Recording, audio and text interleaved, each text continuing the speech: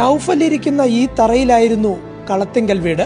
കുടുംബത്തെ വീടിന്റെ സുരക്ഷിതത്വത്തിലാക്കി 4 മാസം മുമ്പ് ഗൾഫിൽ പോയ നൗഫൽ ഇങ്ങനെ ഒരു മടക്കം സ്വപ്നത്തിൽ പോലും നനച്ചിരുന്നില്ല.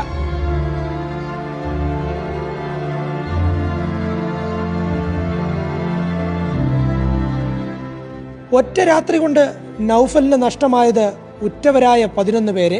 വാപ്പ കുഞ്ഞുമൊയ്തീൻ, ഉമ്മ ആയിഷ, ഭാര്യ സജ്ന, 3 മക്കൾ, സഹോദരൻ മൻസൂർ, ഭാര്യ മുഹസീന, അവരുടെ 3 മക്കൾ.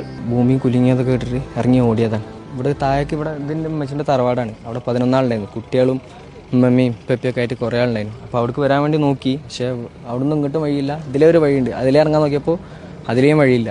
അപ്പോൾ നമ്മൾ അവിടെയുള്ള കുറച്ച് ആൾക്കാരെ അങ്ങനെ രക്ഷിച്ച്. പിന്നെ അപ്പോഴാണ് രണ്ടാമതും പൊട്ടി വന്നത്. ഞങ്ങൾ ആ മലേൻ്റെ മേലെ കൂടി അവിടെ നിന്ന് രാവിലെ ആയതിനു ശേഷമാണ് ഇങ്ങനെ പൊട്ടിയത് നമ്മൾ കാണുന്നത്. ഇവിടെ വന്ന് നോക്കിയായിരുന്നു. ഈ പള്ളിയുടെ 1-ാം നില വരെ അത്രയും മണ്ണായിരുന്നു. അപ്പോൾ ഏകദേശം ഉറപ്പിച്ച് ആരും ഇല്ലാന്ന്. ദുരന്തമറിഞ്ഞ് ഗൾഫിൽ നിന്ന് എത്തുമ്പോഴേക്കും മാതാപിതാക്കളുടെ കബറടക്കം കഴിഞ്ഞിരുന്നു. പിന്നെ കിട്ടിയത് സഹോദരന്റെ ഭാര്യയുടെയും അവരുടെ മകളുടെയും മൃതദേഹങ്ങൾ. 6-ാം പക്കം സ്വന്തം ചോരയിൽ പിറന്ന മൂത്ത മകൾ നസ്ലയെ